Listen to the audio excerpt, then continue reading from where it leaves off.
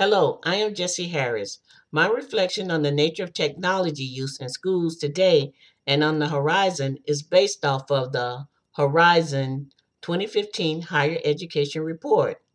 This report, this report lists established policies as one of the main barriers to preventing the integration of technology in the learning process.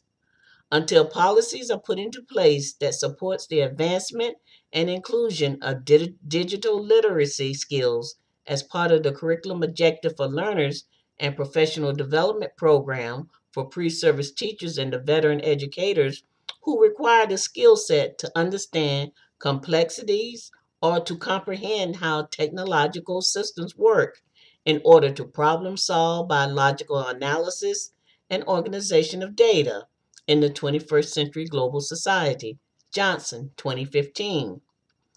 As this skill set is not a one size fits all, and the goal is to have a better prepared student, government, educational leadership, teachers, and communities will need to be on board to support and communicate the established policies needed to understand digital tools and information at all levels. A second barrier that aligns with establishing policies would be having the resources to support technology integration.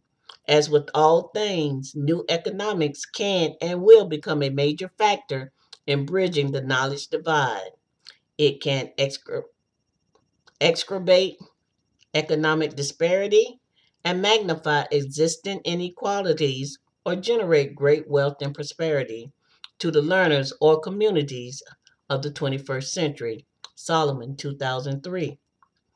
This action will push budget to the forefront of barriers as schools seek out stakeholders to support and fund their technology integration, teachers' development, and updating to the infrastructure of networks and redesigning K 12 and university classroom to 21st century standards.